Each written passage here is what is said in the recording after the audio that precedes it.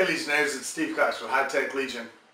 So it seems like, computer gaming is really gaining in popularity. Just this week I saw it announced that Steam has over like 65 million users or something like that.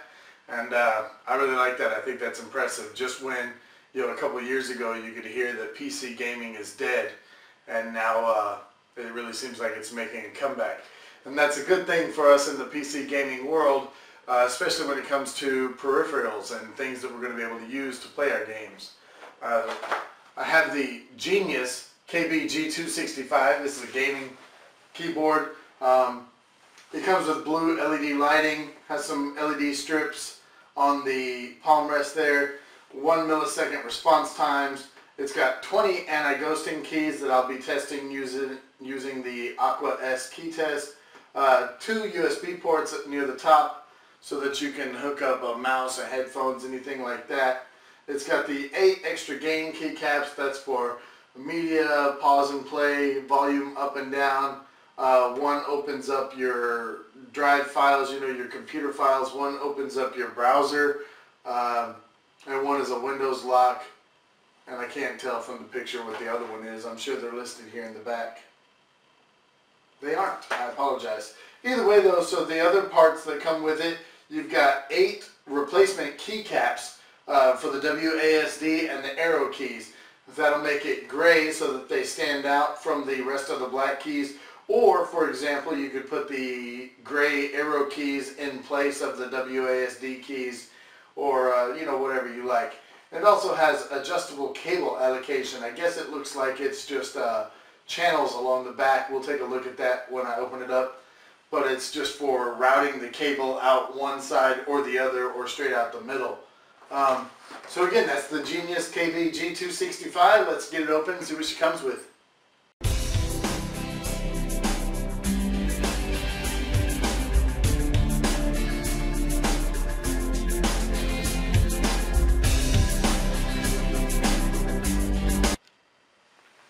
Alright, here we have a little better close-up of the box. You can see the name of the keyboard, the KB-G265 here. It says light up your gaming attitude.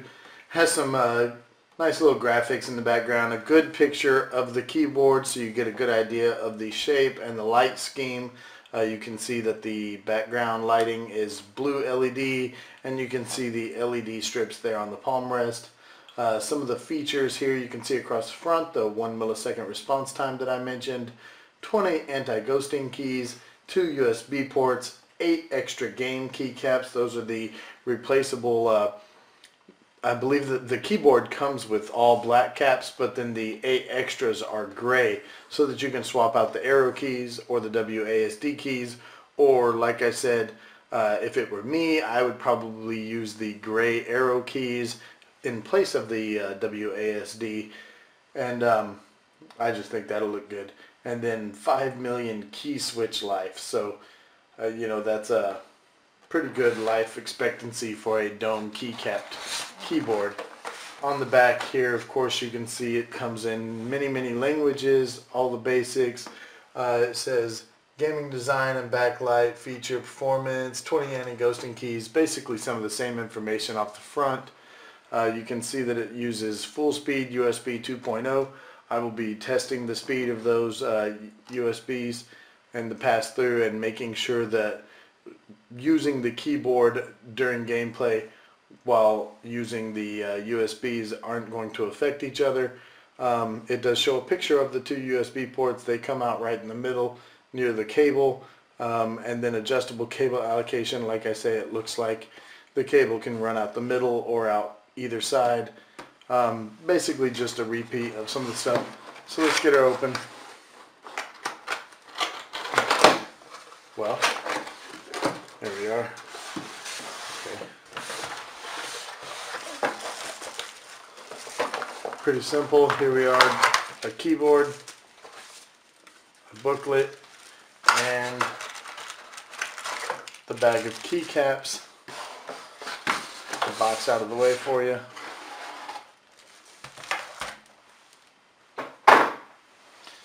So we'll take a quick look and see what the booklet has for us. It looks like it's just, where's the English? This is all the same information in numerous different languages. Here's English. Sure, I got you in frame there. Okay. Pretty much just showing how to replace the keycaps. I'll make sure and show that up close on video in a moment.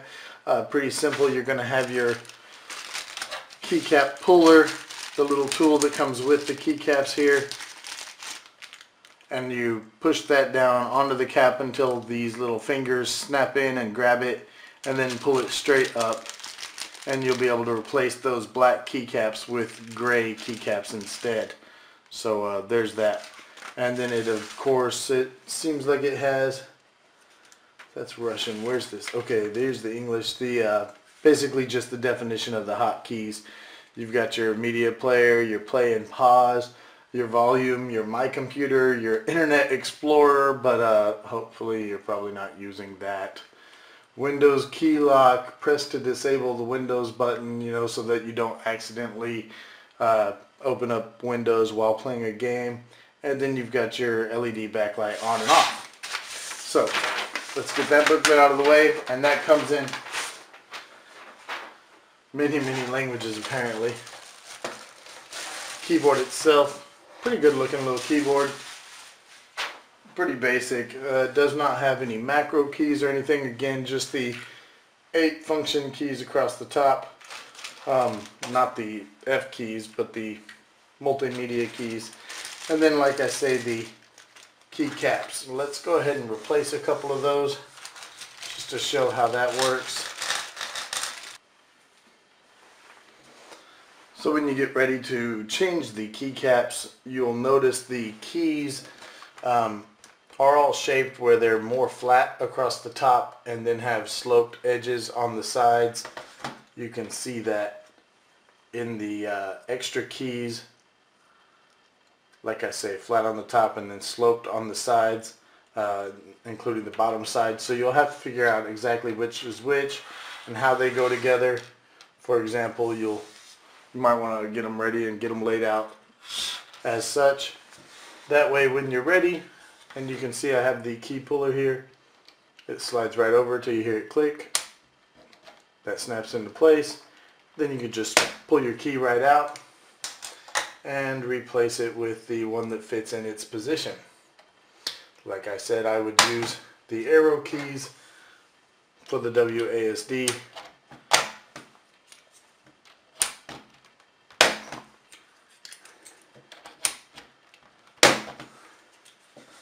Because I think that's going to look good. And they just snap right in. You want to make sure and use consistent force. You don't want to force it in though. If it doesn't feel like it's going right, then don't force it in. Like I say, just make sure that you push gently but firmly, and that's how you replace those keycaps. Very simple with the key puller. Very nice.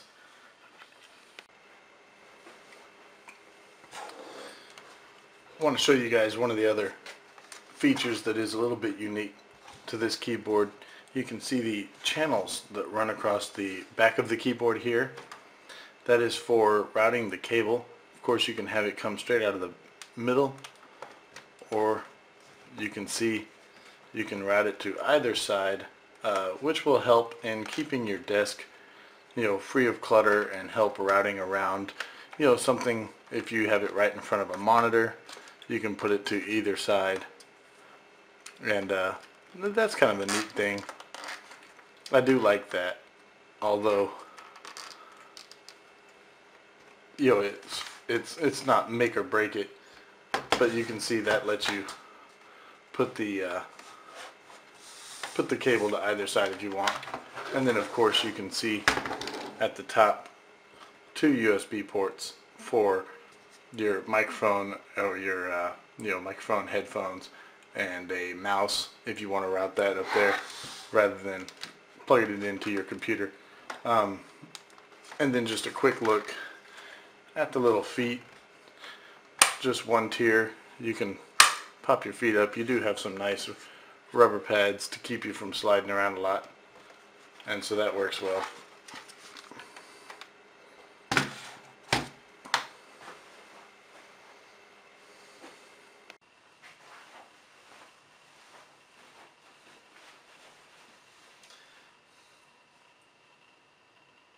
Hey guys, my final thoughts for the Genius KB-G265 gaming keyboard is, I hate to say, but I really don't see what makes this a gaming keyboard. I mean, it's a good enough keyboard in itself.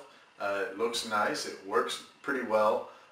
Even the anti-ghosting works pretty well, even though there are a lot of combinations that aren't covered. You know, when they say 20 anti-ghosting keys, that could literally be any combination of just one set of 20 keys. I'm not saying it is. I couldn't test that much. I've only got 10 fingers and, you know, a couple palms. But you saw the Aqua S key test in the video, and there are plenty of just 3 and 4 button combinations that simply won't work. And in gaming, that's, you know, you can't really do that in gaming. And the other, the other side of that is, to make it a gaming keyboard, to me it should at least have some macro buttons, maybe some switchable profiles, things like that.